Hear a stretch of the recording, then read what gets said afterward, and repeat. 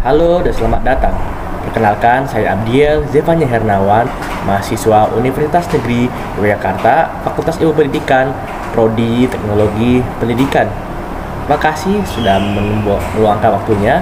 Di sini saya akan mepresentasikan sedikit hasil laporan observasi saya di sekolah SD Gundolayu, Yogyakarta. Hasil observasi saya ini saya tuangkan dalam suatu laporan untuk sebagai tugas pemenuhan dari mata kuliah Desain Pembelajaran Inklusi yang diampu oleh Ibu Monica Sidabutar, sarjana Psikologi, Magister Pendidikan. Baik, di sini kita langsung saja masuk ke pembahasannya. Saya akan mulai dari bab pertama saya, yakni pendahuluan. Kita akan membahas sedikit latar belakang kenapa ada laporan ini. Kita semua mengetahuinya, dalam berjalannya waktu, perhatian masyarakat internasional terhadap penyandang disabilitas semakin meningkat dan mereka menunjukkan antusiasme terhadap berbagai aspek yang berkaitan dengan hak asasi penyandang disabilitas. Nah, hal ini pun direspon oleh negara kita dengan dikeluarkannya Undang-Undang Nomor 20 Tahun 2003 tentang Sistem Pendidikan Nasional yang mengatakan bahwa pendidikan adalah usaha sadar dan terencana untuk mewujudkan suasana belajar dan proses pembelajaran agar peserta didik secara aktif mengembangkan potensi dirinya untuk memiliki kekuatan spiritual, keagamaan, pengendalian diri, kepribadian, kecerdasan, akhlak mulia, serta keterampilan yang diperlukan dirinya, masyarakat, bangsa, dan negara. Pendidikan di sini merupakan hak bagi seluruh manusia tanpa memandang ras, warna, agama, jenis kelamin, usia, cacat fisik, status ekonomi, dan status kebangsaan. Dari sini kita semua sudah melihat bahwa Indonesia dalam merespon tren dari dunia global, mereka ingin segera untuk ikuti bahwa kesadaran tentang kesetaraan hak disabilitas itu penting. Oleh karena itu, pelayanan terhadap anak berkebutuhan khusus telah berkembang dari waktu ke waktu dengan berbagai cara.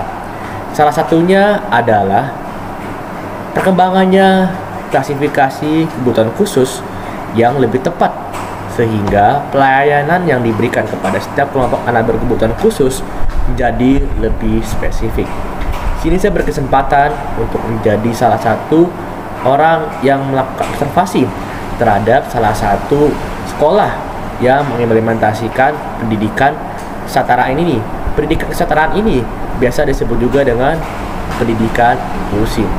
Nah, pendidikan inklusi sendiri itu dimulai dari pernyataan UNESCO bahwa pendidikan tidak mempertimbangkan latar belakang kebangsaan. Oleh karena itu, pendidikan inklusif dipandang sebagai sistem pendidikan yang mengikutsertakan anak berkebutuhan khusus yang belajar bersama teman sebayanya di sekolah umum. Ini berbeda dengan sekolah luar biasa, yang dimana sekolah itu khusus untuk mereka yang berkebutuhan khusus. Pendidikan inklusi adalah di sistem di mana anak berkebutuhan khusus bersama-sama dengan anak normal lainnya belajar satu tempat di kelas reguler dalam satu kurikulum yang telah disesuaikan. Inilah pendidikan khusus yang akan dibahas pada video kali ini. Saya sendiri di sini mendapat kesempatan untuk mengobservasi salah satu sekolah inklusi di Yogyakarta, yakni SD Gundolayu, Yogyakarta. Dan target atau subjek dari anak yang saya observasi itu memiliki kategori kebutuhan khusus, yakni slow learner. Slow learner adalah kelompok anak lain yang menunjukkan kesulitan belajar berkepanjangan. Ini adalah anak-anak yang kinerja skolastiknya di bawah rata-rata yang diharapkan dari kelompok usia mereka. Bisa sebut saja kita dengan anak yang lamban belajar. Banyak anak lamban belajar terlihat di setiap kelas. Oleh karena itu, anak-anak ini harus dikenali sejak dini dan didukung dalam proses belajarnya.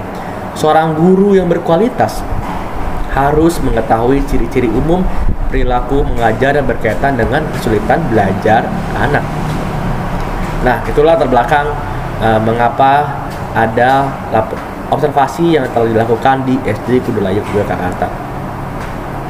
Baik, selanjutnya kita akan melihat sedikit perihal identitas dari sekolah yang saya berkesempatan untuk melakukan observasi. Nama sekolahnya ialah SD Kudulayu. SD Kudulayu ini beralamat di Jalan Jenderal Sudirman nomor 2, Kelurahan Cokrodiningrat, Kecamatan Jetis, Kota Yogyakarta. Nah, SD Negeri Kudulayu ini sekolah yang berstatus negeri dengan akreditasi B, adalah sekolah inti dengan kategori sekolah standar pelayanan minimal. Sekolah ini memiliki visi misi sebagai berikut. Visinya ialah terbentuknya insan yang takwa, cerdas, terampil, dan berbudi luhur. Sedangkan misinya sendiri terdapat beberapa, yakni yang pertama adalah mengembangkan kepribadian yang agamis, menciptakan iklim yang pembelajaran yang kondusif, mengembangkan potensi setiap individu, membekali kecakapan hidup, melaksanakan 7K, keamanan, kebersihan, ketertiban, keindahan, kekeluargaan, kerindangan, dan kerapian. Lalu yang terakhir adalah terwujudnya sekolah yang adiwiyata, yakni sekolah yang berbudaya lingkungan. Sekolah negeri Kudulayu ini merupakan salah satu sekolah yang terdapat di antara pemukiman Lor Kudulayu yang padat penduduk. Sekolah ini berupaya memberikan pelayanan yang terbaik kepada masyarakat di sekitarnya. Hal ini tentu saja tercermin dalam visi misi sekolah. Tapi dalam kemajuan upaya sekolah untuk meningkatkan fasilitas pendidikan itu kurang, seperti terlihat di dalam pembangunan perpustakaan yang sayangnya hal ini belum terwujud sampai sekarang dan saat ini pun masih dalam proses. Nah, sekian dari identitas sekolah yang saya observasikan. Sini masih panjang ya mengenai suasananya, lingkungannya, serta bahkan ada bentuk fisiknya.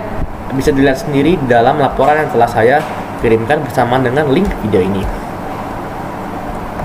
Lalu kita akan masuk dalam analisis situasi, di mana di bagian analisis situasi ini kita akan sama-sama melihat seperti apa situasi pendidikan inklusi serta situasi dari anak kebutuhan khusus itu sendiri yang bersekolah di SD Negeri Kudulayu. Baik, yang pertama kita melihat mengenai kebijakan proses penerapan pendidikan inklusi secara umum di sekolah SD Negeri Kudulayu. Nah, lalu membahas mengenai hambatan juga tantangannya. Guru pembimbing khusus yang mengajar di SD Negeri Kudulayu ini secara general atau secara umum itu memiliki hambatan dan tantangan yang serupa dengan apa yang guru-guru pembimbing lainnya itu alami pada sekolah inklusi yang lainnya. Baik, lanjut di sini bagaimana sekolah melaksanakan entry behavior. Ketika baru pertama kali masuk, siswa kebutuhan khusus didaftarkan oleh orang tuanya di sekolah Kudulayu ini, pihak sekolah akan meminta kepada orang tua murid untuk menyerahkan suatu lampiran berupa asesmen yang berasal dari pusat kesehatan masyarakat atau dari lembaga-lembaga resmi disabilitas yang berisi informasi pengembangan kondisi tersebut dari SD, dari lahir hingga SD.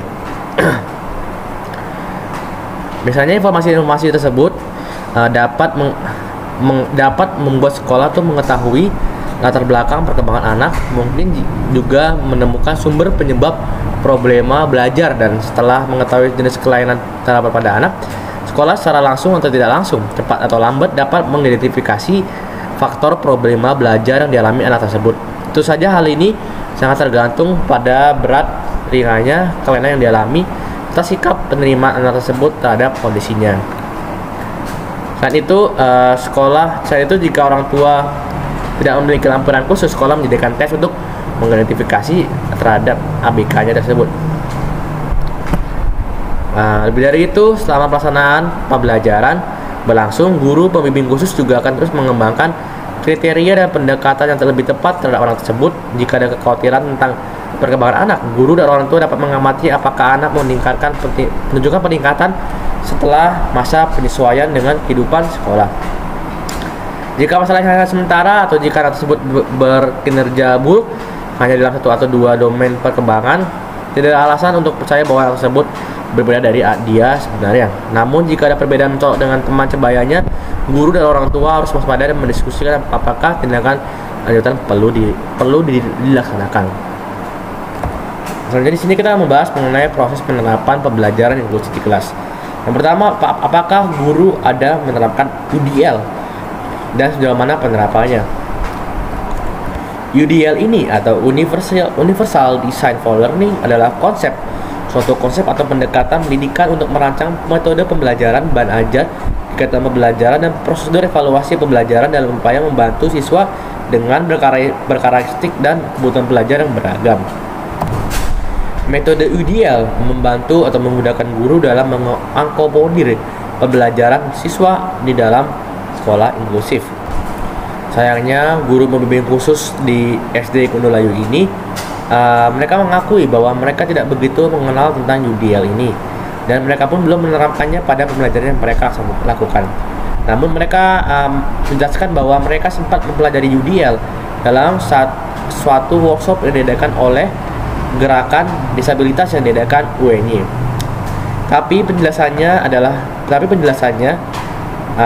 gambarannya sama-samar dan umum, tidak ada penjelasan spesifik tentang apa itu UDL dan bagaimana penerapannya. Jadi di SD negeri ini belum ada UDL-nya. Begitupun juga dengan penggunaan time bound oleh GPK ini.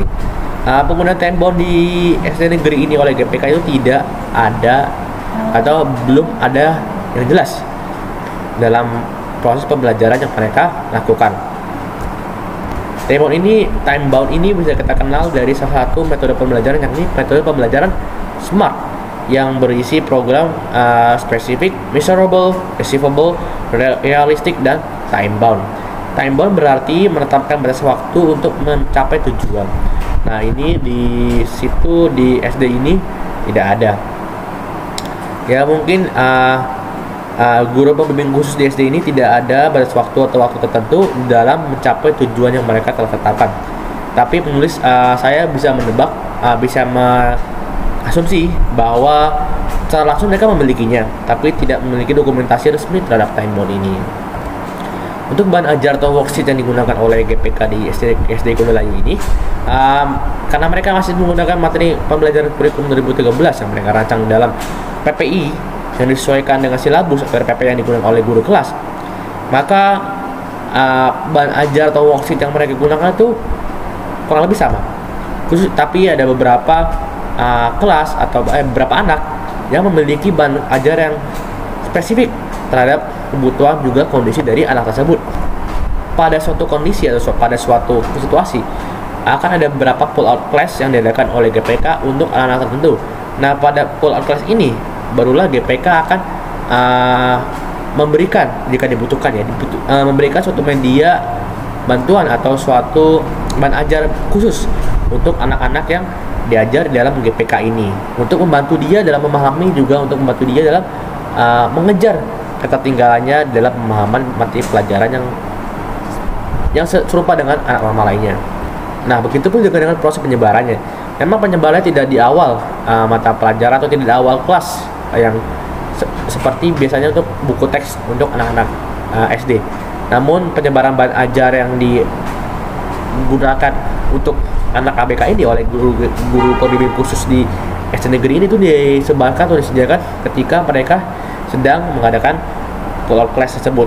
Apabila memang dibutuhkan untuk diberikan, maka mereka akan memberikannya. Namun apabila hanya butuh ketika kelas itu saja, mereka menilai bahwa tidak butuh diberikan karena keterbatasan bahan ajar yang mereka miliki, sehingga mereka tidak memungkinkan untuk memberikan semuanya kepada semua orang. Dan tentu saja dalam hal pull out class-nya, PPI-nya, serta dalam hal menggunakan sistem merancang bahan ajar, mereka GPK di Kundulayu ini melakukan analisis kebutuhan yang cukup intensif ya. Jika mereka tidak intensif, juga mereka tidak teliti terhadap anak-anak kebutuhan ini, bisa diperkirakan bahwa mereka akan mengalami kesulitan dalam mereka mengajar. Bukan hanya mereka saja yang dirugikan, tapi anak-anaknya pun akan dirugikan karena mereka akan sulit untuk menerima bantuan atau bimbingan dari guru tersebut. Nah, GPK itu mengharapkan satu penilaian yang fleksibel supaya anak-anaknya itu bisa mendapatkan penilaian yang adil untuk setiap kondisi dan juga kebutuhan mereka. Juga GPK di SD negeri ini mengatakan bahwa sistem penilaian dan evaluasi yang mereka lakukan itu hampir sama dengan yang dilakukan atau dirancang oleh siswa reguler. Evaluasi atau penilaian yang dilakukan itu seperti mirip ya, serupa dengan apa yang diadakan untuk anak normal. Ada tes tertulis yang sesuai dengan kisi-kisi, ada tes praktik jika diperlukan, dan juga tes lainnya ya. Namun memang ada beberapa saat di mana anak tersebut itu sulit ya dalam menjalankan tes tertulis. Nah, disinilah GPK itu mengambil peran, yakni mereka akan membantu atau memberikan support atau memberikan bantuan kepada guru kelas terhadap anak yang mengalami kesulitan di tes tertulis tersebut. Itu mereka akan pull out class seperti tadi, dan jika diperlukan mereka akan mengadakan tes lisan untuk anak-anak berkebutuhan khusus tersebut. Lalu perihal pelaksanaan evaluasi sumatif, juga perihal pelaksanaan evaluasi formatif di sekolah Gondolayu ini untuk anak-anak ABK-nya itu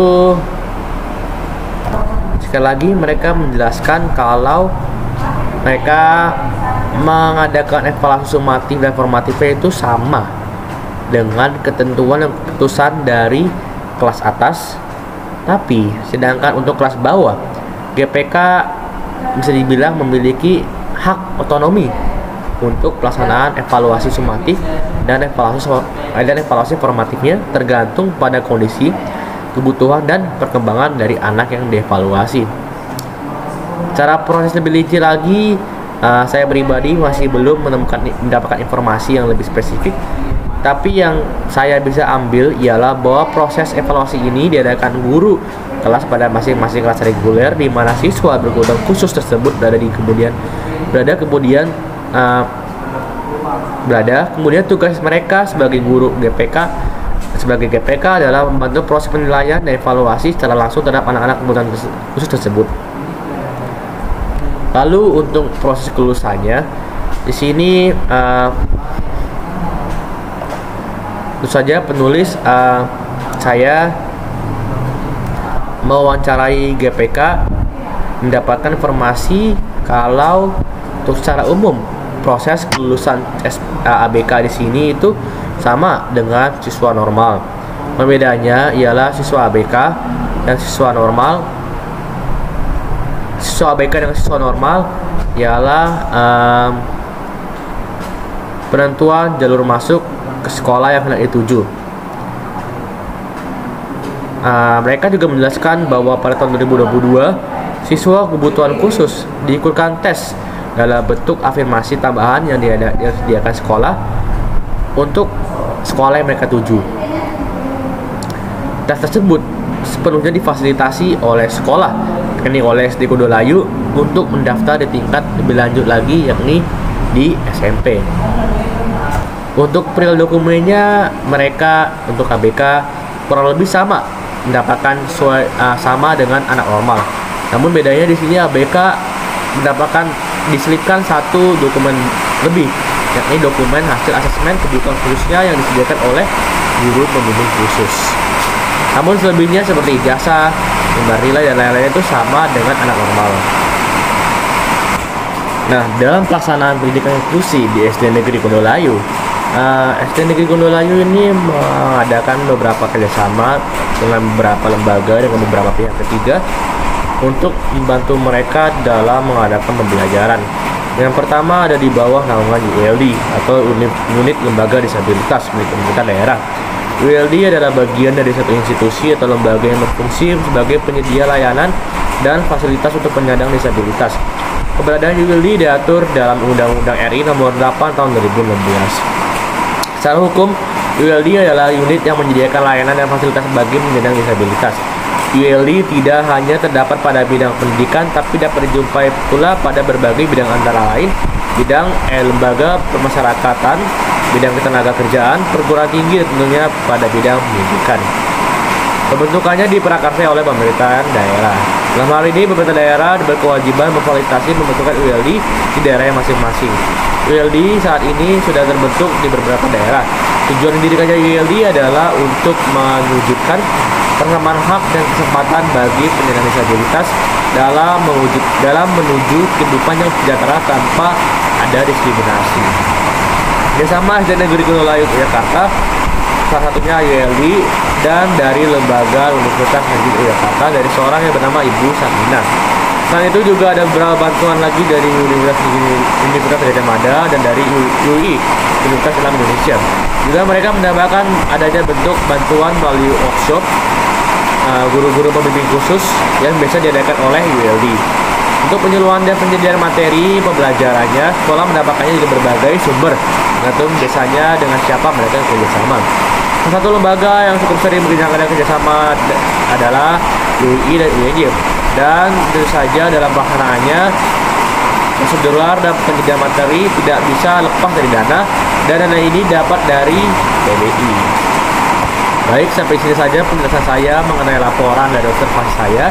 Kesimpulannya ialah sekolah yang saya observasi ini, yakni SD Gunung Layu ini, mengadakan pembelajaran pendidikan inklusi menggunakan kurikulum yang duplikatif dan juga eskalasi, di mana materinya itu diambil dari materi yang digunakan oleh guru kelas umum, lalu sama mereka duplikasi dan ditingkatkan sesuai dengan yang digunakan oleh kebutuhan, kondisi, situasi dari anak kebutuhan khusus. Di sini saya berkesempatan untuk mewawancarai anak bernama MR. Anak ini mengidap slow learner, di mana dia mengalami secara spesifik mengalami keterbatasan pelambatan belajar untuk kemampuan membaca juga menulis, khususnya pada bagian bahasa Indonesia.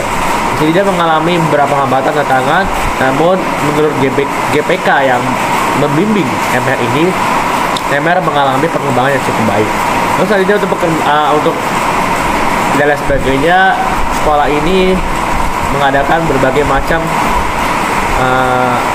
pelayanan dalam pendidikan inklusi mereka melalui bahan ajar, metodenya, dan lain sebagainya. Mereka kurang lebih menggunakan sama dengan yang dilaksanakan di kelas umum atau kelas normal. Mungkin ada beberapa tweaking sana sini disesuaikan dengan anak-anaknya yang memang seperti itu. Kadang kondisi di sekolah ini BPK-nya benar-benar bekerja keras dalam mereka merancang PPI sesuai dengan kebutuhan dan kondisi dari anak-anak kebutuhan khusus yang mereka ajar. Mereka juga mendapatkan bantuan dari beberapa pihak ketiga seperti ULD, UNY, UGM, UI dalam hal workshop, pelatihan, bahan ajar, juga dana dari PBI. Sekian dari saya presentasi dari laporan ini. Kiranya laporan ini boleh menjadi bantuan untuk semua sekalian. Saya kata terima kasih, mohon maaf apabila ada salah kata, dan selamat malam. Namun mereka menambahkan bahwa GPK di SD Gunung Layu ini ada satu hambatan spesifik, yakni mereka memiliki hambatan juga kesulitan dalam mereka melakukan proses dokumentasi untuk keperluan kajian dan evaluasi lebih lanjut, yang selanjutnya akan menjadi bahan ketimbangan untuk mereka mengambil keputusan di dalam memperbarui dan meningkatkan kualitas dari PPI mereka. Nah, mereka menjelaskan bahwa oleh karena mereka hanya berdua sebagai guru pembimbing khusus di SD Negeri Gunung Layu, sedangkan siswa kebutuhan khusus itu banyak di masing-masing kelas 1 ada, ya, dan juga bervariasi. Maka di sini mereka menjelaskan bahwa mereka harus berhati-hati, lebih spesifik lagi dan teliti agar tidak terjadi kesalahan dalam mereka mendokumentasinya, dalam mereka mengevaluasinya, dalam mereka merancang memperbaiki PPI-nya. Mereka perlu mendiskusikannya kembali dengan masing-masing guru kelas terhadap perkembangan masing-masing di semua jenjang kelas dari kelas 1 sampai kelas 6, dan hal itu mereka lakukan setiap kali mereka melaksanakan observasi di kelas dan pembimbingan khusus terhadap siswa berkebutuhan khusus. Nah, ini saya sudah membahas mengenai secara spesifik, secara khusus GPK di Gunung Layu ini memiliki hambatan untuk proses dokumentasinya. Nah, oleh karena itu, di sini mereka memiliki satu solusi untuk hal tersebut, yakni mereka GPK ini Mereka mengatakan melalui observasi yang saya lakukan ya, wawancara yang saya lakukan itu, mereka melakukan kerjasama secara intensif dan berkala dengan hampir seluruh guru kelas dari kelas 1 sampai kelas 6, juga ditambah dengan diskusi dengan guru bimbingan konseling di SD Negeri Kundulayu, supaya mereka bisa lebih rinci dalam merancang PPI dan tentunya melaksanakan proses dokumentasinya. Itulah solusi atau bagaimana mereka melalui hambatan spesifik mereka. Oke, selanjutnya kita akan melihat penerapan komponen ABCD atau komponen perumusan tujuan pembelajaran di dalam RPP atau PPI yang dirancang oleh guru pembimbing khusus di SD Negeri Kundulayu Yogyakarta. Perlu diketahui bahwasannya dalam pembelajaran pendidikan inklusi yang dilaksanakan dalam SD Negeri Kundulayu ini, mereka menggunakan PPI atau program pembelajaran individual. Dan PPI ini yang mereka gunakan itu memiliki basis struktural dan tujuan yang hampir serupa dengan RPP pada sekolah pada umumnya.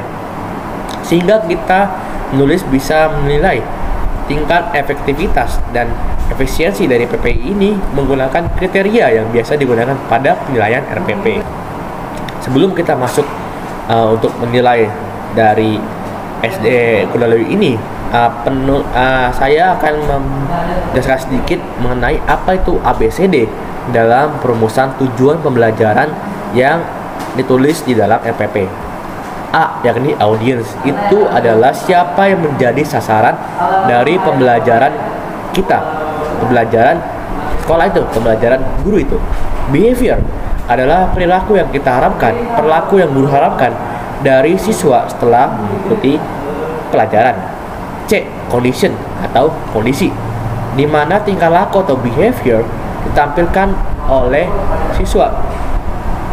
Dan ketiga adalah degree atau kriteria atau tingkat kinerja seperti apa yang kita harapkan dari siswa. Nah, oleh karena itu RPP atau rancangan pembelajaran yang baik itu mencakup keempat prinsip yang telah saya bahas sebelumnya. Dan seberapa jauh prinsip-prinsip ini diterapkan itu bisa mampu mencapai tujuan pembelajaran, itulah yang akan menjadi penilaian terhadap baik tidaknya atau efektif tidaknya atau tepat tidaknya RPP itu. Hal ini serupa mekanisme dengan PPI. Yang membedakan ialah PPI dirancang dengan spesifik untuk beragam variasi siswa berkebutuhan khusus. AGPK di SD Negeri Kundulayu Yogyakarta ini tentunya tidak mengabaikan aspek ini di dalam mereka merancang masing-masing PPI untuk masing-masing anak. Ini mereka tentu saja tidak mengabaikan 4 atau ABCD di dalam perancangan PPI mereka. Sesuai observasi wawancara yang dilakukan penulis di SD Negeri Yogyakarta, GPK mengaku bahwa mereka merancang PPI mereka pada masing-masing anak dengan mempertimbangkan prinsip-prinsip perumusan tujuan, yakni komponen ABCD. Perumusan PPI dari mereka seperti yang sudah dibahas sebelumnya, selain diskusi antar GPK, mereka juga mengadakan FGD atau MGMP dengan guru-guru di kelas reguler dan musyawarah yang difasilitasi dan disupervisi oleh kepala sekolah atau guru senior. Lalu proses penerimaan siswa baru di sekolah ini akan dibahas pada bagian ini. Yang pertama ialah bagaimana sekolah mengidentifikasi dan juga mengecek kemampuan awal dari ABK. Nah, semuanya bermula dari peraturan pemerintah kota Yogyakarta yang ditulis dalam peraturan daerah Kota Yogyakarta nomor 4 tahun 2019 tentang pemajuan pelindungan dan pemenuhan hak penyandang disabilitas. Melalui hal tersebut, banyak sekali sekolah-sekolah mulai mengadakan pembukaan dan juga mengadakan penerimaan terhadap anak berkebutuhan khusus. Namun hal ini tentu saja harus diikuti dengan keperhatian sekolah terhadap anak-anak yang masuk. Kalau tidak mereka memperhatikan dengan baik, maka nantinya pembelajaran serta pembimbingan tidak akan dilaksanakan secara maksimal. Nah, melalui wawancara ini, penulis mempelajari bahwa SD Negeri Kundulayu itu dalam proses penerimaannya, khususnya penerimaan siswa kebutuhan khusus ya, mereka meminta sebagai syarat awal kepada orang tua murid suatu lampiran yang berisi asesmen yang orang tua murid dapat dari pusat kesehatan masyarakat terdekat atau dari lembaga-lembaga penyedia asesmen terhadap anak kebutuhan khusus. Laporan tersebut biasanya merupakan informasi mengenai anak kebutuhan khusus sejak di dalam kandungan hingga tahun-tahun terakhir masuk SD atau MI seperti TK atau PAUD. Setelah itu, lampiran itu juga berisi tentang informasi mengenai gangguan kelainan anak, tanda-tanda kelainan, juga tanda-tanda dari secara langsung atau tidak langsung dari kelainan anak tersebut. Hal ini menjadi awal atau syarat awal bagi sekolah untuk mengetahui latar belakang perkembangan anak dan juga bisa menjadi penemuan atau observasi bagi sekolah untuk menemukan sumber penyebab problema belajar yang dialami oleh anak. Namun di sini juga GPK melanjutkan bahwa apabila orang tua murid tidak memiliki lampiran asesmen tersebut, maka sekolah menyediakan satu tes atau kuis berupa asesmen sederhana untuk mengidentifikasi lanjut jenis kebutuhan khusus yang dialami anak tersebut. Meskipun guru pembimbing khusus itu menyebutkan bahwa isi dari tes tersebut tidak sekompleks dan tidak serumit tes asesmen yang biasa disediakan oleh lembaga-lembaga khusus, mereka mengakui bahwa kegiatan tersebut efektif dan terbukti tepat dalam mereka mengidentifikasi jenis kebutuhan khusus dari anak tersebut. Kebijakan proses penerapan pendidikan inklusi secara umum di sekolah SD Negeri Gondolayu itu bisa dilihat dari bagaimana mereka menerapkan dan juga mengimplementasikan pendidikan inklusi itu secara umum. Pendidikan khusus diartikan bahwa pendidikan diselenggarakan di sekolah umum karena sekarang ini terdapat baik siswa kebutuhan khusus yang juga bersekolah di sekolah umum. Di Indonesia, kebijakan pendidikan inklusi sudah berjalan sekitar 10 tahun. Namun, sebagai salah satu kota yang memperjuangkan pemerataan akses pendidikan melalui pendidikan inklusi, Kota Yogyakarta belum dapat mencapai tujuannya dengan baik. Implementasinya kebijakan pendidikan inklusi pada jenjang sekolah dasar di Kota Yogyakarta terus menghadapi tantangan. Faktor penghambat dalam pelaksanaan pendidikan inklusi di Kota Yogyakarta adalah pemahaman dan sikap kepala sekolah, guru, dan orang tua murid di sekolah inklusi yang masih kurang optimal. Ada juga seperti kurangnya GPK atau guru pembimbing khusus di sekolah. Bahkan ada beberapa sekolah yang masih belum memiliki GPK untuk melaksanakan pendidikan inklusi dengan baik. Oleh karena itu, beberapa kebutuhan dan amanah yang terjadi di Kota Yogyakarta ini dari situasi kondisi global dan masyarakat serta peraturan yang dikeluarkan pemerintah pada saat itu, banyak sekolah-sekolah negeri mulai memperjuangkan dan juga membuka sekolah mereka sebagai sekolah inklusif. Salah satu sekolah yang melaksanakan ini ialah SD Negeri Gondolayu yang saya observasi ini. Nah, setelah itu kita akan melihat tentang sejarah, latar belakang, atau alasan diterapkannya pendidikan inklusi di sekolah SD Negeri Gondolayu. Sebagai salah satu sekolah yang terdaftar dalam administrasi pendidikan di Kota Yogyakarta, SD Gondolayu tidak lepas dari tanggung jawabnya untuk melaksanakan amanah pemerintah Kota Yogyakarta yang dituangkan dalam Peraturan Daerah Kota Yogyakarta Nomor 4 Tahun 2019.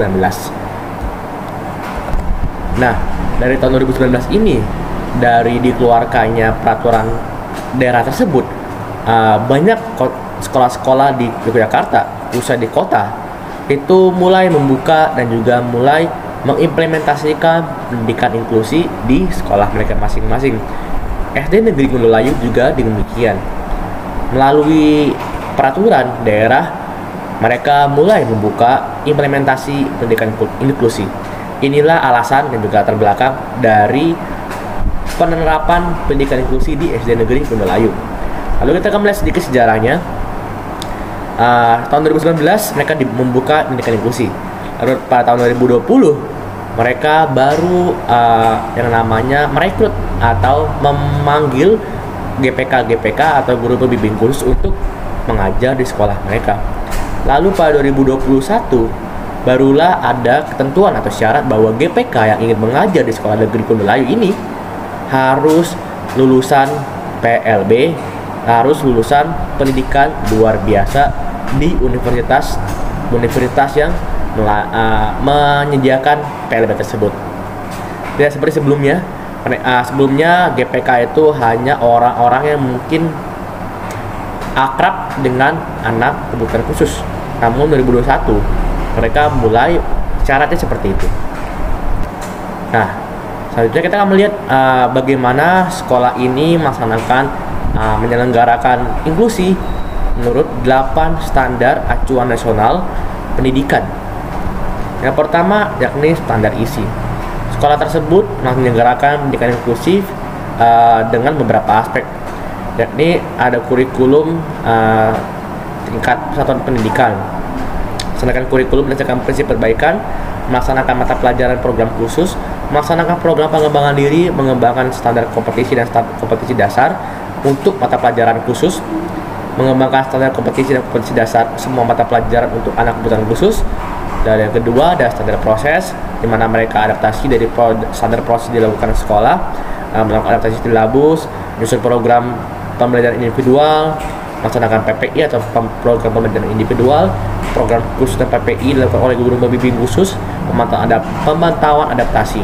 Dan yang ketiga ada standar kompetisi lulusan atau disingkat dengan SKL. Sekolah mengembangkan SKL untuk peserta didik kebutuhan khusus yang tidak menggunakan kurikulum standar.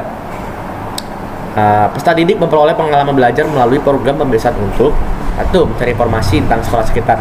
Yang kedua, menunjukkan kecintaan dan kepedulian terhadap lingkungan. Yang ketiga, menunjukkan kemampuan melakukan kegiatan seni, menunjukkan kebiasaan hidup bersih, bekerja sama dalam kelompok. Lalu yang keenam, menunjukkan rasa pengetahuan yang tinggi, menunjukkan keterampilan menyimak, dan juga mendorong peningkatan kemandirian sesuai dengan potensi dan perkembangannya. Lalu yang keempat adalah standar pendidik dan tenaga kependidikan. Penyelenggara sekolah inklusi perlu memiliki guru pembimbing khusus atau GBK yang sudah berlatar belakang PLB atau guru yang telah mengikuti diklat pendidikan inklusi. GPK bertugas bukan sebagai guru kelas, guru mata pelajaran, guru BP, melainkan melaksanakan tugas sebagai guru khusus yang berkaitan dengan kebutuhan pembelajaran anak berkebutuhan khusus. Lalu yang kelima adalah standar sarana dan prasarana. Bangunan sekolah tentu memiliki aksesibilitas yang baik untuk peserta didik, arah jalan yang baik untuk orang tua murid mengantar muridnya, anaknya, dan akses jalan yang lain sudah terbilang aman dan juga terakreditasi. Keenam adalah standar pengelolaan. Sekolah ini atau SD Kondolayu ini memiliki surat izin dan surat keterangan sebagai penyelenggara pendidikan inklusi dari pemerintah provinsi sebagai penyelenggara sekolah inklusif. Lalu yang ke-7 adalah standar pembiayaan. Standar pembiayaan di sekolah ini memiliki anggaran khusus untuk implementasi pendidikan inklusif atau sekolah menyatakan pendidikan inklusif sebagai anggaran sekolah. Sekolah membayar gaji intensif, transport, dan tunjangan lain bagi GPK pada tahun berjalan. Dan yang ke-8 adalah standar penilaian pendidikan. Guru menginformasikan rancangan dan kriteria penilaian peserta didik berkebutuhan khusus kepada orang tua wali pada semester yang berjalan, supaya ada transparansi di dalam mereka melaksanakan kegiatan belajar mengajar. Baik, selanjutnya kita masuk ke dalam bab 2 yakni isinya.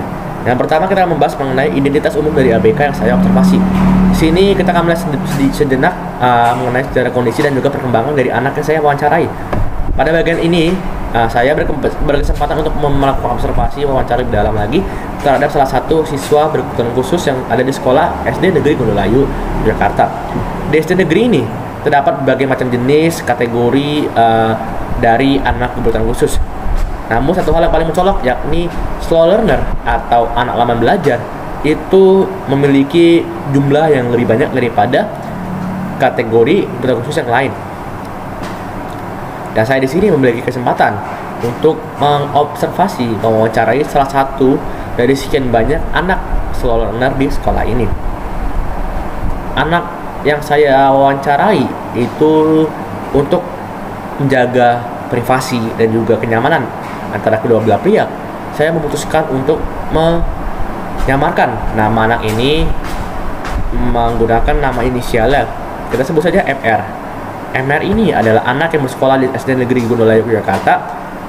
Dia adalah salah satu anak dari sekolah ini yang memiliki kebutuhan khusus slow learner. Dia MR ini sekarang sudah ada di sekolah di kelas 5 di kelas reguler yang ada di sekolah Gondolayu ini. MR, kita akan melihat kondisi anak si MR ini dan juga rencana kelulusan ke depannya. Oke, selain karakteristik dan juga identitas dari anak tersebut, saya sebagai penulis itu juga mempelajari lebih lanjut lagi tentang anak ini ada hambatan apa dan karakteristiknya seperti apa.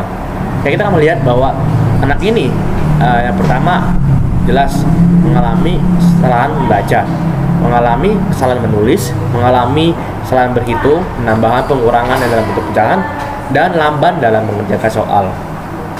Namun, semua hal itu menurut guru pembimbing khusus dari si MR ini, dia mengatakan bahwa ketika awal masuk di kelas 1 ini, si MR memang sudah tampak, tapi tidak terlalu jelas tampaknya seperti apa. Satu hal yang jelas bahwa secara fisik anak ini cukup aktif. Bahkan guru GPK dari MR ini bisa mengkategorikan MR sebagai anak yang kasar. Nah, di sini kita bisa melihat bahwa MR sejak masuk di sekolah ini memang terhitung sebagai anak yang aktif, anak yang ceria. Belum ada tanda-tanda dia slow learner. Nah, baru beberapa tahun ke depan bisa melihat ada satu perkembangan di mana anak ini mulai menunjukkan tanda-tanda dari dia mengidap ada kebutuhan khusus slow learner. Menurut testimoni dari guru pembimbing khusus yang mengajar MR ini, ya kan, MR sendiri sebenarnya tidak sadar terhadap kondisi dirinya yang berbeda dengan teman-temannya. Sampai dia kelas 5 pun dia tidak menyadarinya. MR tidak sadar bahwa dirinya adalah salah satu anak yang membutuhkan perhatian khusus terhadap kondisinya dan bahwa dirinya adalah anak dengan kebutuhan khusus slow learner. Oleh karena itu, MR tidak pernah sekalipun datang kepada guru pembimbing khusus untuk meminta pertolongan lebih lanjut terkait tentang kondisi dirinya. Nah, selama MR menempuh pendidikan sebanyak kurang lebih 5 tahun di SD Gondolayu ini, guru pembimbing khusus MR ini menyampaikan bahwa MR mengalami suatu perkembangan yang cukup baik. Pada tahun pertama, MR seperti yang ditulis di sebelumnya, memiliki kekurangan dalam hal membaca. Dibuktikan ketika kelas 1, MR memiliki hambatan untuk menghafal alfabet dibandingkan dengan teman sepantarannya. Lalu yang kedua, MR ketika kelas 2 dia mengalami hambatan baca mengeja dibanding teman-temannya yang lainnya. Hambatannya ini MR jadi cenderung untuk lebih lambat dan juga lebih sulit dalam membaca dan juga mengeja. Kelas 3, MR hambatannya di dalam membaca menulis dibanding juga teman-teman sekitarnya. Cenderungnya MR dalam membaca menulis itu salah di dalam MR belajar membaca. Begitu pun sampai kelas 5 mengalami hambatan juga tantangan terhadap kemampuan membaca menulisnya. Namun demikian, hal tersebut tidak membuat mental MR menjadi down, tapi sebaliknya, MR dikenal sebagai anak yang cukup aktif dan cukup ceria di kalangan teman-temannya. Nah, hal tersebut berdasarkan guru pembimbingnya itu menilai kalau MR membutuhkan suatu arahan atau bimbingan lebih lanjut lagi untuk mengikuti pembelajaran. Beberapa saat MR pernah melaksanakan pull out class dengan guru pembimbing khusus supaya MR mengalami pembelajaran lebih intens dan dengan harapan dapat menyusul teman-teman sebayanya. Nah, selama pembelajaran di pull out class ini, MR mendapat suatu bahan ajar yang berupa suatu media pembelajaran yang spesifik dirancang dan disediakan oleh guru pembimbing khusus untuk MR ini berdasarkan kondisi dan situasi serta kebutuhan dari MR-nya. Sayangnya, MR secara pribadi tidak memiliki satupun mata pelajaran favorit. Karena apabila seorang anak itu memiliki mata pelajaran favorit, anak tersebut memiliki kecenderungan untuk lebih mudah menerima informasi dan materi dari mata pelajaran tersebut beserta dengan semua kemampuan dan kompetensi yang hendak dicapai dari mata pelajaran tersebut. Oleh karena itu, MR sulit untuk menerima materi serta kemampuan dan kompetensi dari mata pelajaran yang dia pelajari di sekolah. Semua mata pelajaran dia hampir mengalami kesulitan dalam memahaminya. Nah, merespon hal ini, guru pembimbing khusus terus menjalani suatu pendampingan dan bimbingan lebih rinci saat pembelajaran untuk MR, serta melakukan modifikasi terhadap soal yang diberikan oleh guru kelas sesuai dengan kondisi dan kebutuhan dari sang anak tersebut, dari si MR ini. Guru selanjutnya menjelaskan kalau MR ini belum memiliki gambaran atau rencana kedepannya dia mau apa. Kedepannya setelah lulus dari SDN Uniloi ini, dia masih belum jelas arahannya mau kemana. Oleh sebab itu, penting sekali untuk sedini mungkin membina anak terkait jalan apa yang ingin MR ambil setelah MR selesai dari sekolah dasar. Baik, selanjutnya kita melihat perbedaan atau kelebihan dan kekurangan dari si MR ini dengan teman-temannya yang memiliki kondisi serupa, yakni teman-temannya dari kelas lain maupun dari angkatan lain yang memiliki kondisi slow learner juga. Nah, seperti yang saya jelaskan tadi, di SD Negeri Kundalayu ini memiliki jumlah slow learner yang cukup banyak. MR adalah salah satu dari sekian banyak slow learner yang ada di Kundalayu ini. Guru pembimbing khusus menjelaskan bahwa MR sendiri tidak memiliki kelebihan yang begitu nonjol dibanding dengan tempat-tempat slow learner lainnya. Nah, mungkin yang bisa perlu garis bawahi ialah MR, perbedaannya bahwa MR itu cenderung lebih aktif dan juga ceria dibanding teman-teman slow learner lainnya. Nah, ini menurut MR, menurut penulis adalah satu kelebihan di mana MR tidak menjadi down dan tidak menghalangi itu untuk menikmati masa-masa sekolahnya. Namun MR juga memiliki kekurangan, yakni MR memiliki hambatan untuk memahami dan mencerna soal cerita dengan teks yang panjang. Juga MR juga memiliki hambatan atau memiliki ketidakmampuan yang cukup untuk memahami soal dalam bentuk cerita. Oke, sekian dari pembahasan MR ini di sekolahnya. Nah, kita akan membahas lagi mengenai model kurikulum yang diterapkan di sekolah untuk anak normal dan juga anak ABK di SD Kundalayu. Yang pertama, kita akan membahas mengenai bentuk kurikulum dan layanan yang disediakan.